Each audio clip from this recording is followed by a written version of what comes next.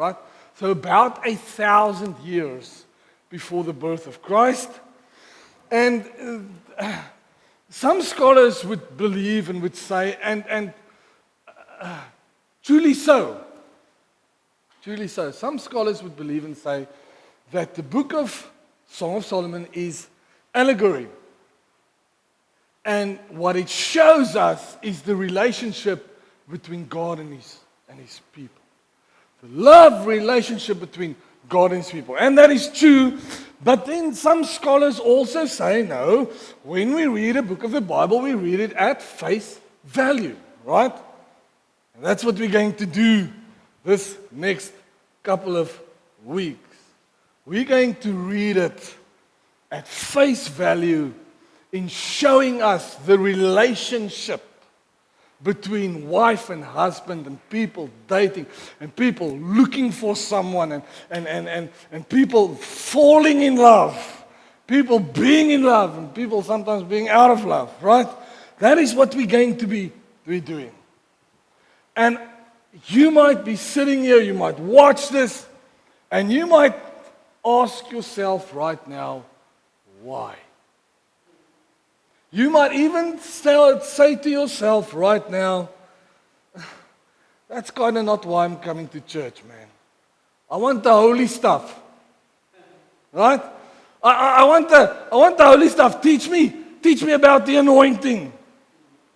Teach me about the temple. Give me the holy stuff. This about relationships. No, man, this isn't holy. This I can have a book and read a book and you're gonna talk about all of that book. See, I beg to differ. For one reason. When Jesus describes his relationship with the church, he uses as an analogy the relationship between husband and wife. Even when we read in the book of Peter, when the Apostle Peter describes it to us, he gives wisdom or instruction to wives, and he gives wisdom and instruction to the gents. And you know what he tells the gentleman? He tells the gentleman, work wisely with your wives as Christ does with the church.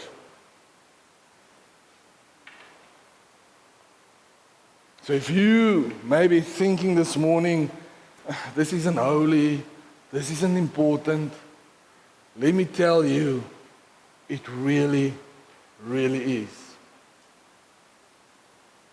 Let me tell you that sometimes when people hear this, they think, this can't be. Because my dad, in our house, he knocked my mom around. So that means God is going to knock me around. You start to see the importance now? You start to see the importance now? People will think, yo, Jonico, you don't know the house I come from. Ooh, everybody needs to fend for themselves, man. There is no peace.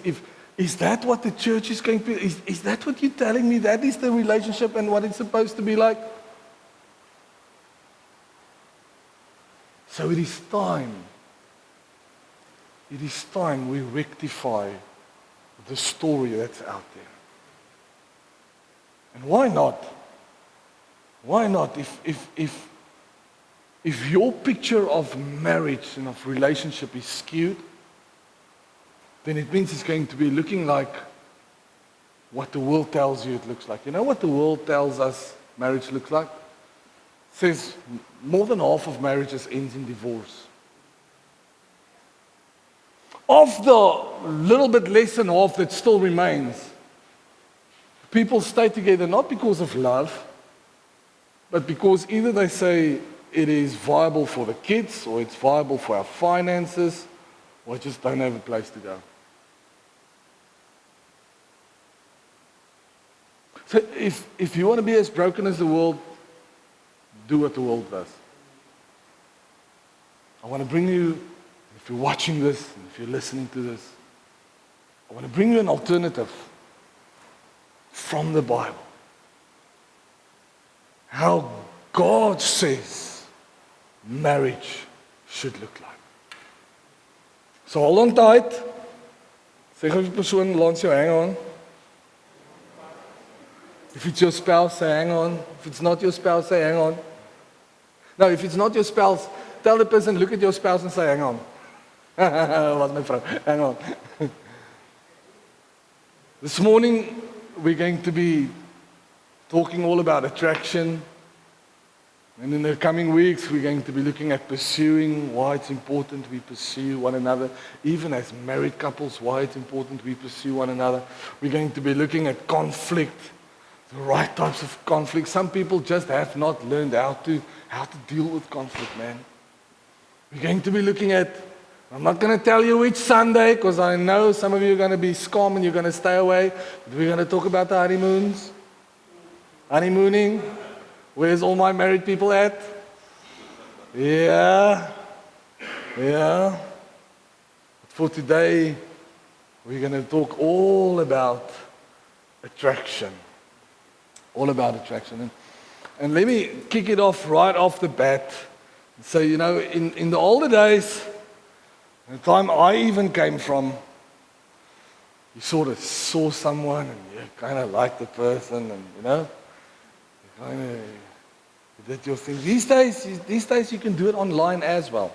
So there is the science of all of that. But I know there's people who actually met one another online and man, you guys are married today and you're doing good, right? But just for the rest of you, and I'm speaking to all the non-marrieds, right? Let me give you a bit of online lingo. Can I do that? Is that okay? All right. If the profile, you know, on the book of face, né? If the profile say she's 40-ish, it means that she's 49 and off. Ne? Don't believe it. If he says he's 40-ish, it means he's 52 and he's looking for a 25-year-old. Don't believe it. Right? If he says he's huggable, I'm a huggable guy, it means that he's carrying a little bit of extra pounds and he's got hair like Bigfoot. You might enjoy him. If she says, I'm such a bubbly person, it means she's never going to shut up. Never. Right? If he tells you, you know what, I'm a laid-back guy and I really like my family, you know what he says? He says, I'm living in my mom's house and I'm going to expect you to work.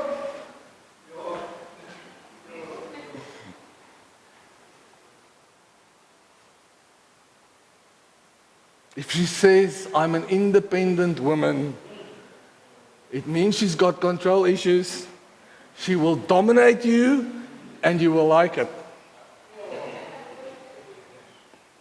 If he says he's ugly, people, if he says he's ugly,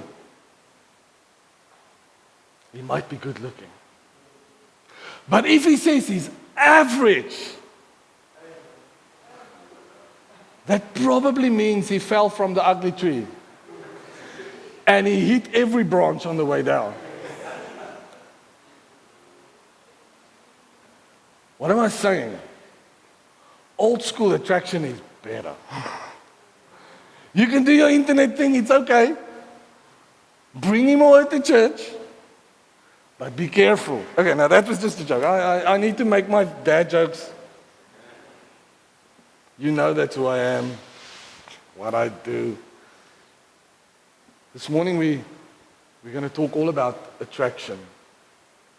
When we talk about attraction, I want to highlight whether you are married this morning and still feels in your heart and knows in your heart, you know what? I need to be attracted to my wife or attracted to my husband, but I don't really know how to do this, how to get there. You know, we've been married, my wife and I, we've been married for 20 years this year. We're doing good, man. Right. Well, this year, last year. This year we're going for 21. Ons is mondig hierdie jaar. You just hold on. So I'm speaking to you whether you are married for 5 or 15 or 25 years. I'm speaking to you whether you are maybe pursuing someone and you know don't know who I need to be, or how am I going to be attracted to a person? How am I going to be attracted to the right person, the wrong person? I'm speaking to you this morning, right? And I want to give you 4 qualities to develop and to look for when we say, I want to know how to step into attraction to someone. The first one, and this is all from the book of Song of Solomon. The first one, if you're writing this down, look for godly character. Look for godly character. I'm going to start with Song of Solomon, chapter 1, verse 2. You're welcome to read with me. It will be on there. You can read it by yourself as well. So verse 2, the lady in this story, she says, let him kiss me with the kisses of his mouth. For your love is more delightful than wine. If you want to lady speak, where's all the guys at? If you want to lady speak to your lady, tell her, I want to kiss you. I want to kiss you with the kisses of my mouth. Tell her, your love, my love, is more delightful than wine. Actually, teach her this verse. Tell her, when we get home in the evening, let's start with the Bible.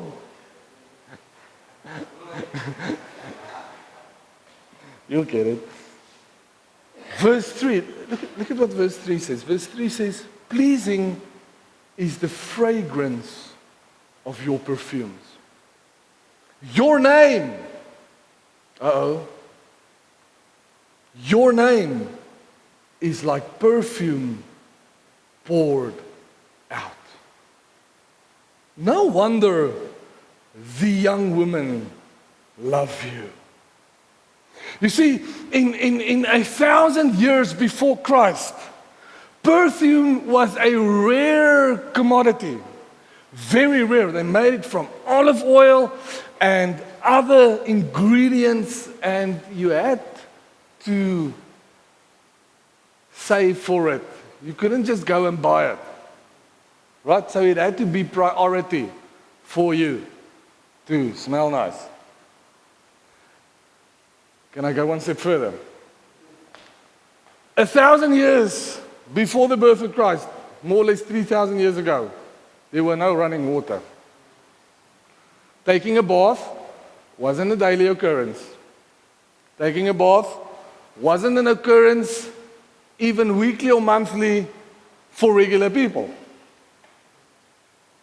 You get the value of perfume now? Apart from that, they weren't sitting in air-conditioned offices typing away. They were doing physical labor. Yeah, perfume now had its value. Do you agree with that?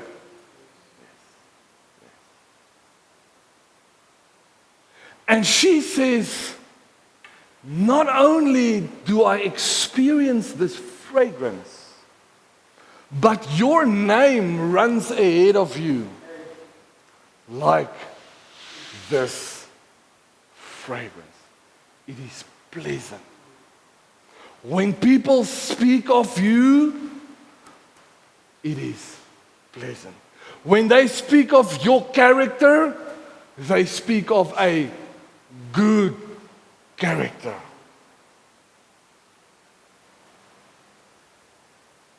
So I wonder,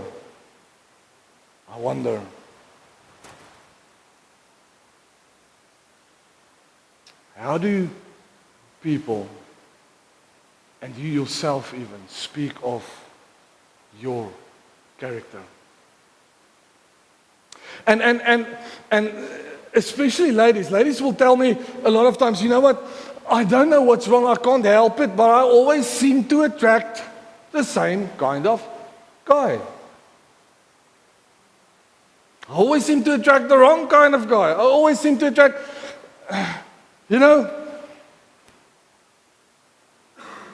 I've learned something in fishing. If you want to catch the right fish, you need to use the right bait. So if you're telling me I always seem to attract the wrong guy, very honestly, I want to ask you, what kind of bait are you putting out there? What kind of bait is your character like? Is it that you are grounded in God's word and that you are pursuing Jesus? Or is it that you're saying, you know what, I got my Sunday life, I like my Sunday life, but I'm never going to meet someone in my Sunday life, so my Monday, Tuesday, Wednesday, Thursday life kind of looks a bit different. I hang out at different places. I connect with different people.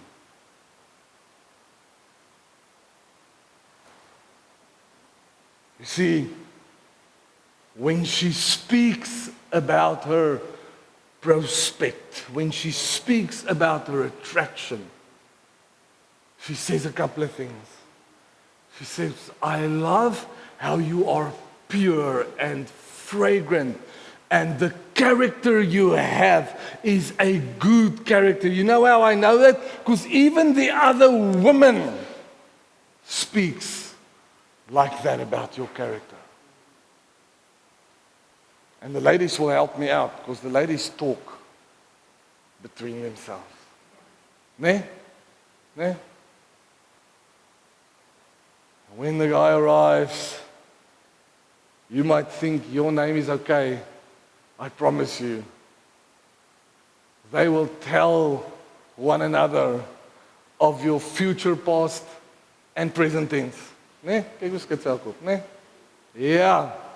Because I don't want to get my friend hurt. I don't want that my friend's gonna break her heart because of this guy.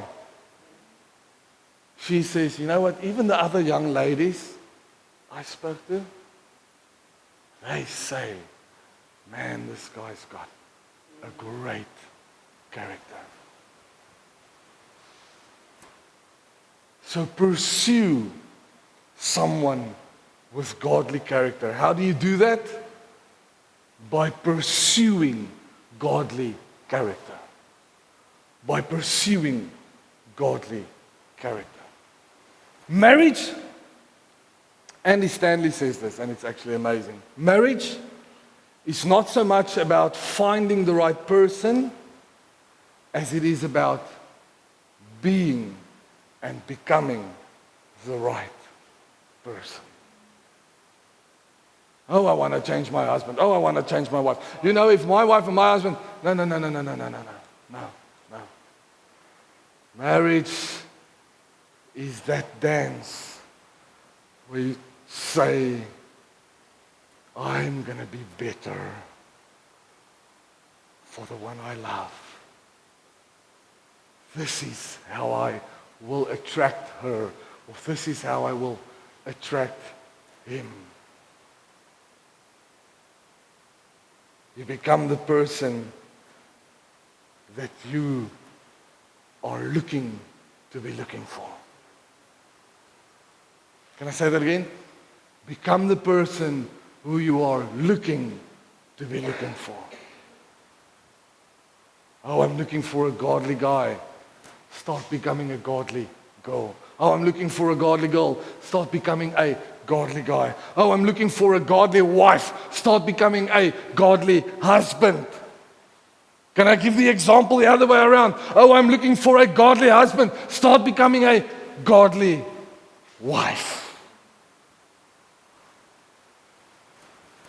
So first of all, we pursue godly character. Second of all, we pursue a growing trust. Verse 5, she says, dark am I, yet I'm lovely. Daughters of Jerusalem, dark like the tents of Kedar, like the tent curtains of Solomon. And let me just pause here. This isn't about race at all. They're all in the Middle East. They all look a bit darker. Okay, all right. Look at verse 6. Do not stare at me because I am dark. Do not stare at me because my skin is burned a little bit more darker. I'm going to qualify that statement now. Because I am darkened by the sun. You see what happens in my life? She tells him, my mother's sons were angry with me, and they made me take care of the vineyards. She says, I feel ashamed of the way that I look. She starts to open up to this guy, starts to bring her insecurities to the one that she's attracted to. And that is how attraction works. That is how vulnerability works, that we start to bring our insecurities to one another. Maybe we start with physical insecurities first, and then later we talk about the deep stuff. And that's exactly what she's doing. She's saying, you know what, if you're looking at all the other girls, they're not so tan. And in sunny South Africa, tan is good. In the Middle East, tan not so good. Those women were normally tan, right? The pure ones were a bit lighter because they stayed inside. She says, I didn't have that privilege. I wasn't allowed to stay inside. I had to go and do some work. I have a bit of baggage of my own. And that makes me insecure. It means I might not be the perfect little thing that you're looking for.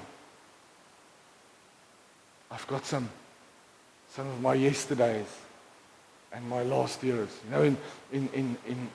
In my household, things weren't so perfect. With growing up, it weren't that good. That's what she's doing. She's saying, my mother's sons, she doesn't even refer to them as her brothers. Like, my mother's sons, they made me go outside and do vineyard work. And for that reason, I'm a bit more burnt than the other girls. And I'm insecure because of that. I'm ashamed because of that.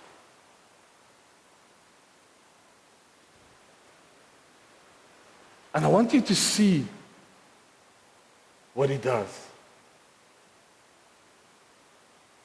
Because she says, because I've had to do all of those, my own vineyard, my body, in that sense, it carried neglect. Because of what I've been exposed to in this world, in standing in front of you, not all is perfect. Not all is okay. And I trust you enough that I can share this with you. I trust you enough.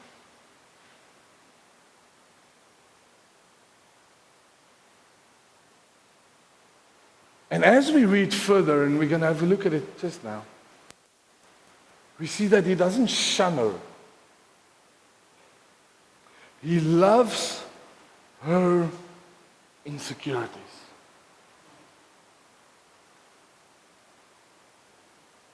the basis of building relational trust with your significant other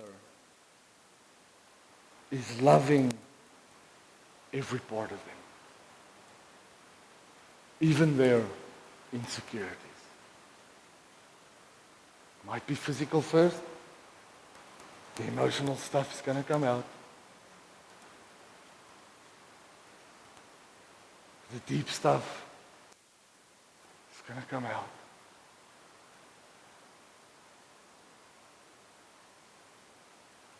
And then it's the responsibility of you as my partner or me as your partner.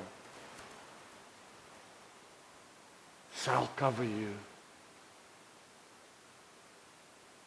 And I love you, even in spite of your insecurities.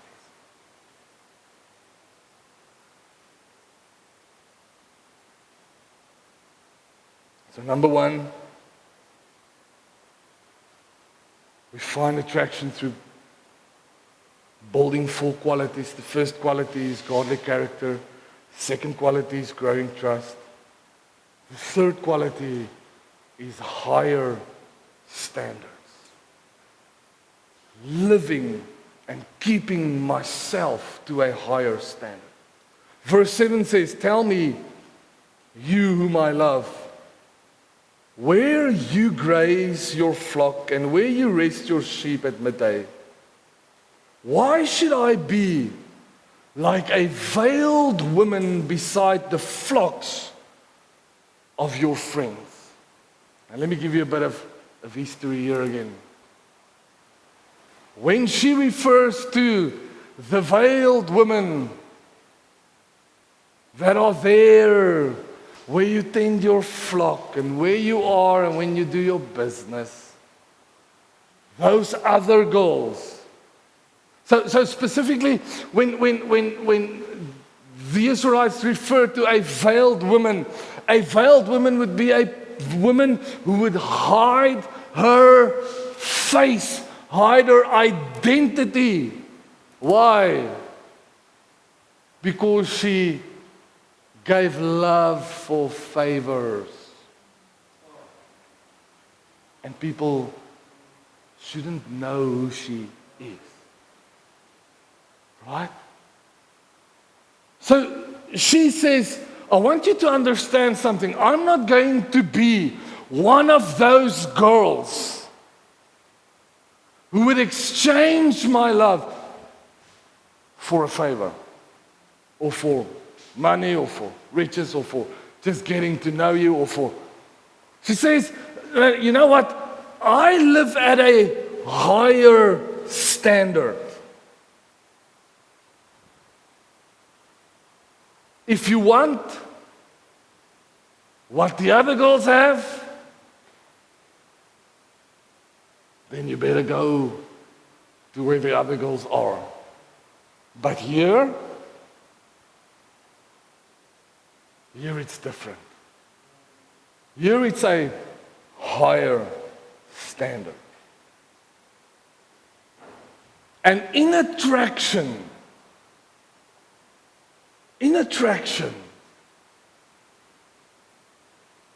you decide what standard am I living at. Girls, guys, you guys that's not married yet, you decide what standard am I living at. Because there's only two.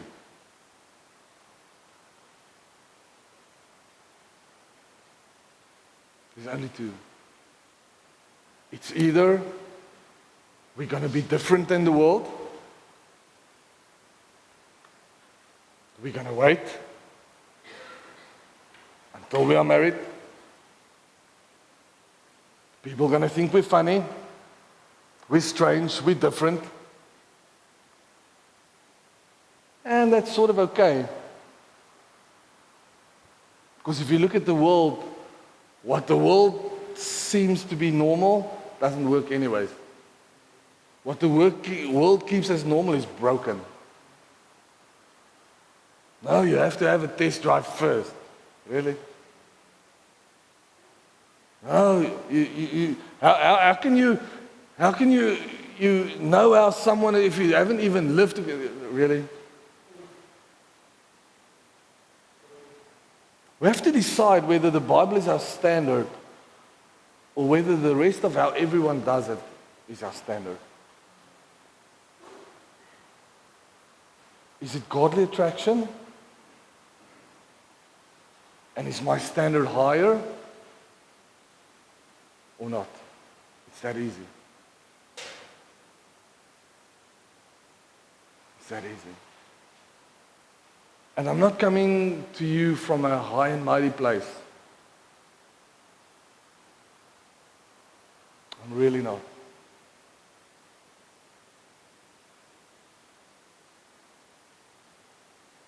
Maybe you're sitting here, or you're watching this, and saying, but Jonico, we sort of already, doing the thing. We already, then you can decide today. And you know what I know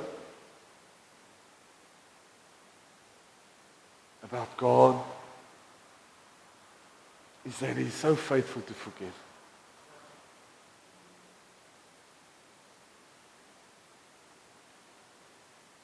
If you're willing to say, we did stupid stuff, I did stupid stuff.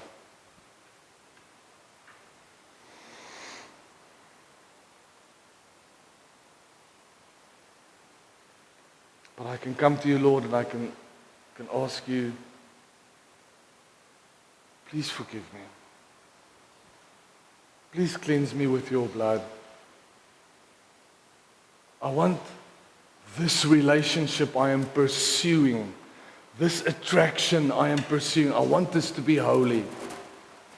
And for it to be holy, I need to set the standard.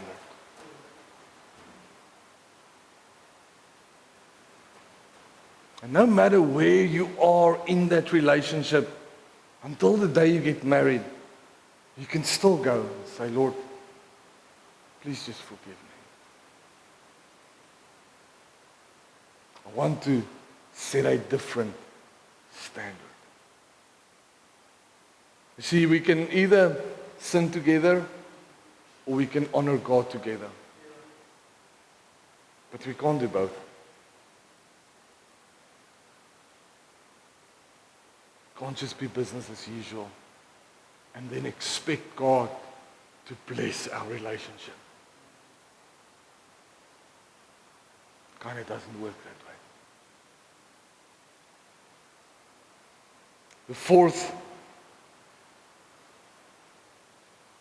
part that I want to just speak to you in the quality to develop is develop consistent encouragement. Remember earlier we said she went to him with her insecurities. He said, look at me. I'm all dirty and sunburned and I've been through this world already and I've experienced some stuff but this is me. I bring this to you.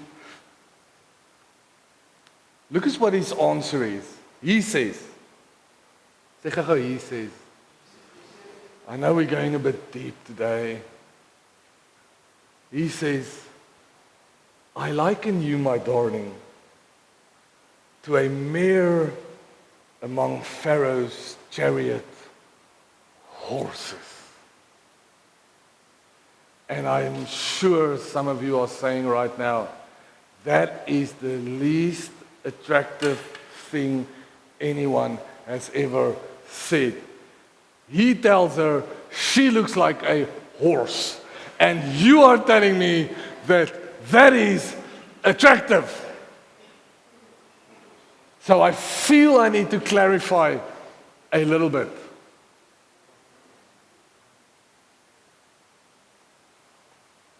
In the Egyptian kingdom, they cultivated, breed, bred. There we go. I'm getting there. They bred a specific color of horse for the Pharaoh. White. White. Beast of a horse. My sister will be able to tell you what his name is, but I know he's white and he's big. Do you hear what he tells her? He says, you see yourself as burned, as thrown away. He says, no, I love you, so I'll cover that insecurity. You know what you look like to me? You look to me like one of those most treasured possessions that belongs in a castle with Pharaoh. He draws her a picture of probably their times one of the most beautiful things that there might have been. And he says, you think and you look like to yourself like this, let me tell you, my love is not how I see you. Let me show you how I see you. And he draws her this picture. He says, to me, you are so beautiful. To me, you are the most esteemed. You are prized. You're related to deity when I look at you. You are beyond value. You might think your skin is burned. To me, you are gorgeous. He tells her, you are everything that I want. Everything that I want.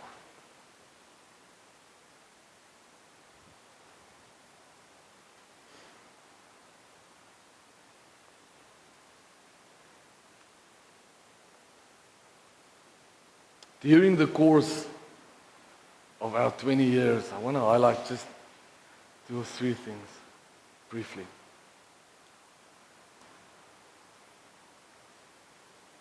I led my wife and we did stupid stuff as young people.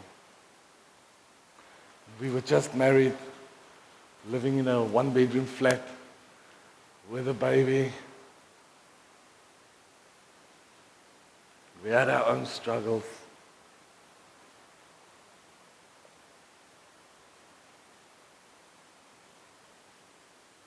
And one of my serious insecurities at that time was with regards to ministry. And I all but thought that being a minister and working for the Lord and is all but done.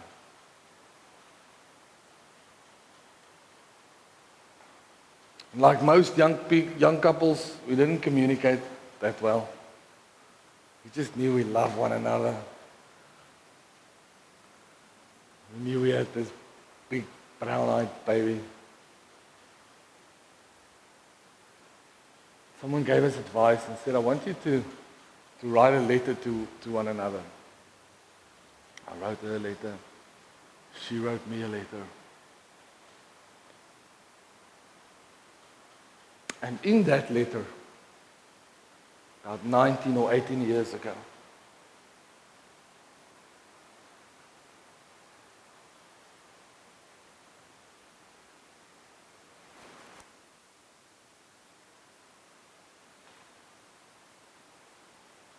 my wife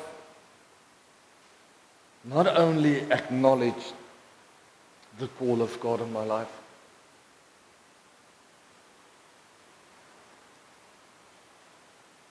in that letter, not only did she say, I see that you and then in essence us, we have a call of God on our lives.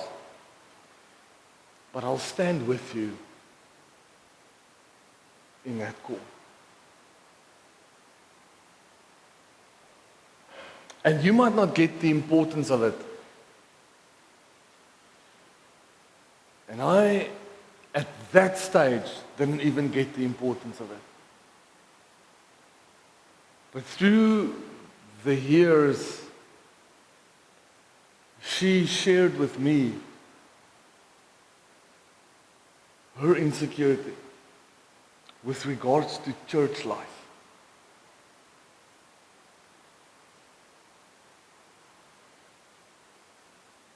And even today, I know that that is most probably the single biggest way that she loves me. To say that I will walk this road with you.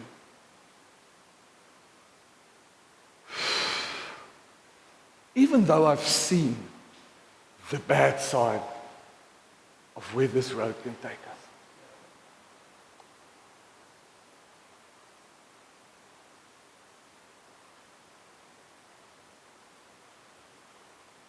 For that reason, I know that if it wasn't for her, I'll not be standing here.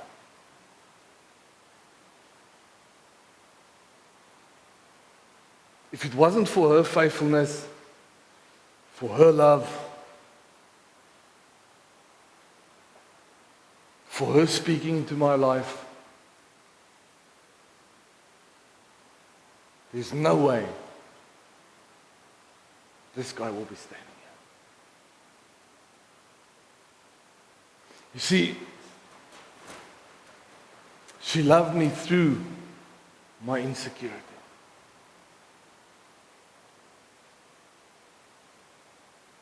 My responsibility, I love her through her insecurity.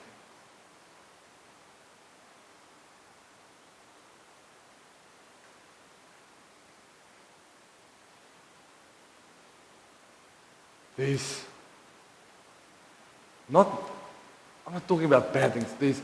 There's certain things, some of them bad, there's certain things that might happen in other ministries that just won't happen in our ministry. Because I'm protecting my wife. I'm honoring her in that.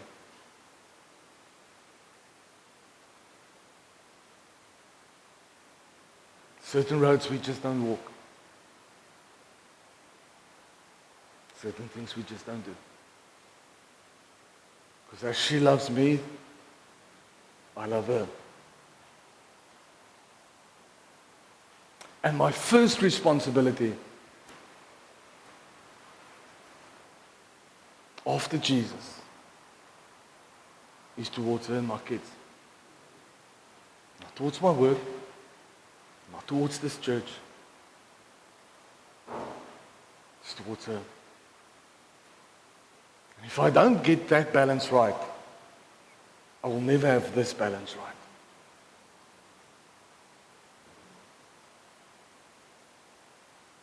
He says in verse 15, when he speaks about the one he's attracted to, he says, how beautiful are you, or how beautiful you are, my darling. Oh, how beautiful. Your eyes are like doves. How handsome you are, my beloved. You see, it's character and trust and the physical, as important as it is lost. Guys, can I give you a secret? You don't have to be the best looking guy around for your wife to love you.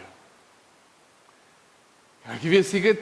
If you treat her well, in her eyes, you become more attractive.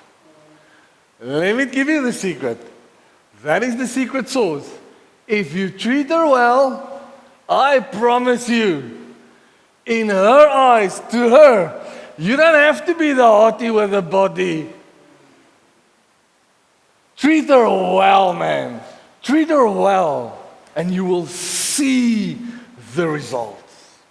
You know what the result is? She will feel special. Let me speak to all of the gentlemen, all of the guys in the house and watching this. Listen to what she says in chapter 2. Once they've had the discussion, she says, I am a rose. You see how different she speaks about herself. Once he decided he's going to love her insecurities, she starts to think differently of herself. She says, I am a rose of Sharon, a lily of the valleys. He like a lily among thorns is my darling among the young women. She says, I'm a rose, singular. I'm the most special woman on this earth. Why? Because he makes her feel like that. See, in chapter 1, she's insecure. In chapter 2, she recognizes that she's special, that he adores her, that she is cherished, that she is treasured, that she is valued.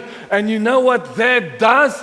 That makes her secure. Number 2, look at verse 3. Like an apple tree among the trees of the forest is my beloved among the young men. She says, I see them. I know they're there. I'm not blind.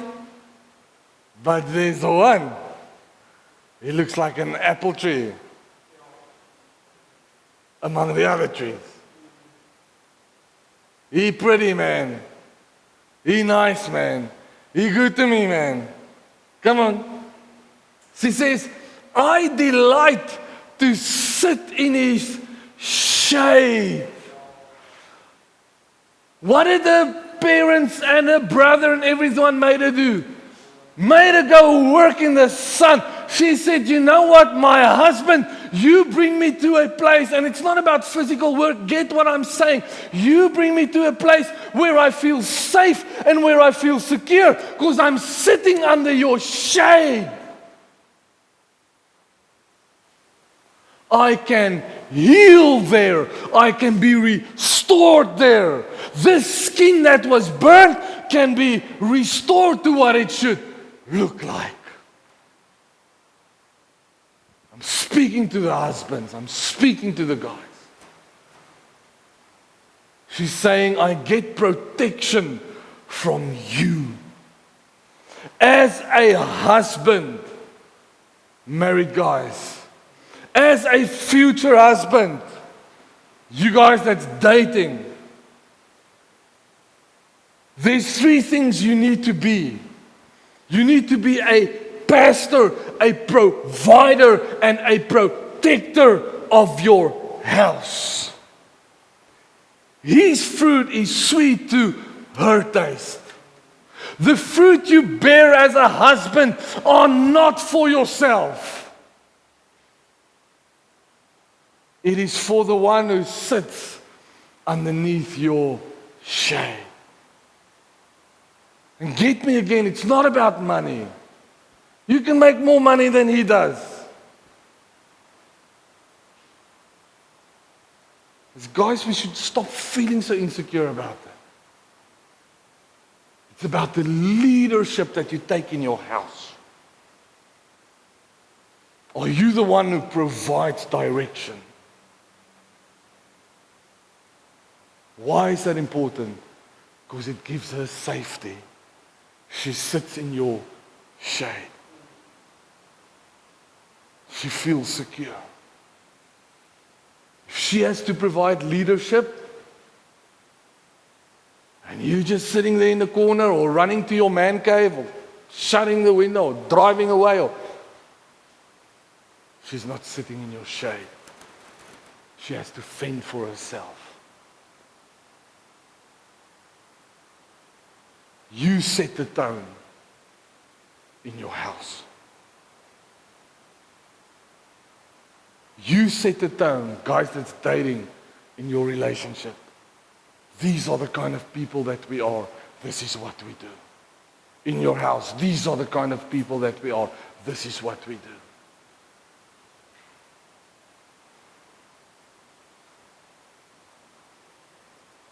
His fruit is sweet to her taste.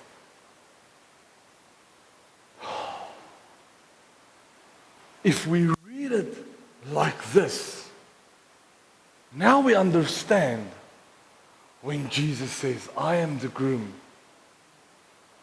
and you are my bride. You sit under my shade.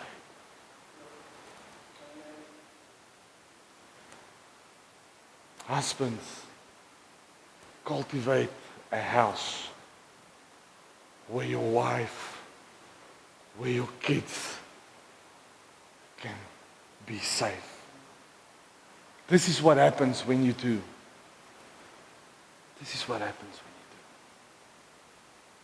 do. Where your wife feels that she's protected. Protected from the entire world.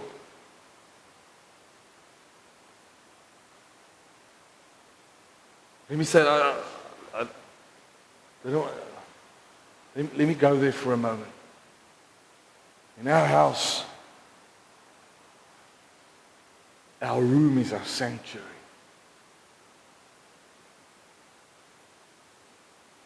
It's where my wife and I look each other in the eye. Yes, the kids walk in and they walk out, but it's our sanctuary. No one goes there. Nobody.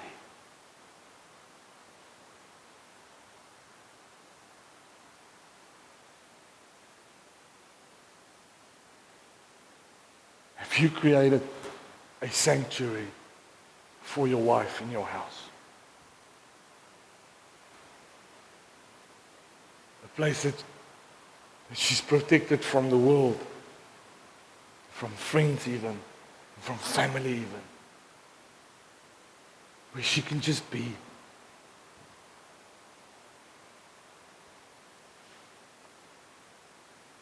This is the promise, guys. This is the promise when we start to be the pastor, the provider, and the protector for our house. She says to him, strengthen me, verse 5, strengthen me with raisins. Refresh me with apples. Okay, I hear you. I kan hoor hoe julle sê raisins, really? Raisins is an aphrodisiac. She says, when I'm safe and protected, and you lead me and you guide me, now my heart is ready to open up my love. Give me some raisins. Maybe your thing is oysters. I don't know. Pizza. Whatever. She says, strengthen me, my husband, with raisins. She says, refresh me with apples, because I'm faint with love. Guys, stop demanding that your wife has to respect you. Start to do these things. I promise you, it's going to look different. He says, she says, look what she says. She says, his left hand is under my head. She says, his right hand embraces me. You don't get it. Left hand, head, right hand. Woo! They are doing the doing.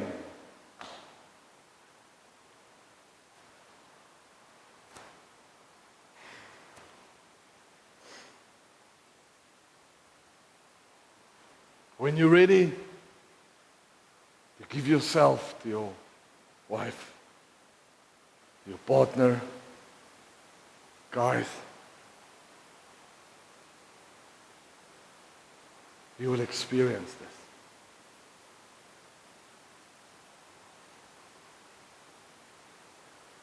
this. Attract your partner. Attraction is holy.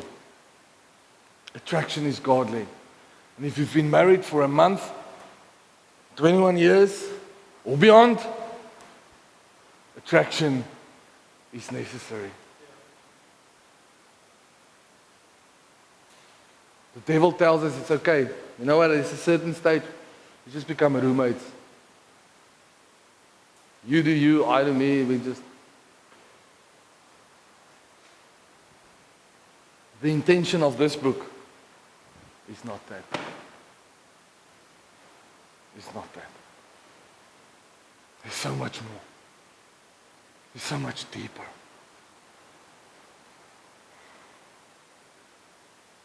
And my prayer as we open up this series is that we will experience that every part of this love song is holy, man. As every part of our marriages are holy. And every part of our pursuit until we get to a place of marriage is supposed to be holy. Don't do it as the world says you must do it, because you're going to fail. It's going to stink. It's not going to be right. Decide, I'm going to be a little weird. As a married couple, decide we're going to be a little weird. And it's okay. Maybe you're 30 years married, decide we're going to be a little bit weird. Might freak out the kids, and it's okay. My prayer for this house, if you're watching this, whether it's in P or wherever, if you're listening to this, if someone sent you this, my prayer is that you will again get to a place where you step into a godly marriage. Because the enemy is attacking marriages. It's the first attack to get to a family. If you can break the marriage apart, you're in the family. And we're not going to allow that. We're not going to allow that. We're going to take God on His promise that He created us for a beautiful love song. That we might be an example to this very world outside as Christ loves His church. That's how I'm going to love my wife. As Christ protects His church, that's how I'm going to protect my wife. Ain't no one's going to say anything about her. I will come at you. As Christ provides for His church, I'm going to provide for my house. I'm going to set the tone.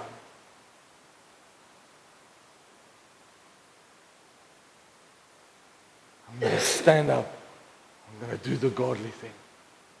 I'm going to do the next right thing. I'm going to do the next hard thing. Come on, let's pray. Heavenly Father, this morning as we land the introduction of this series, my prayer is that you will start to speak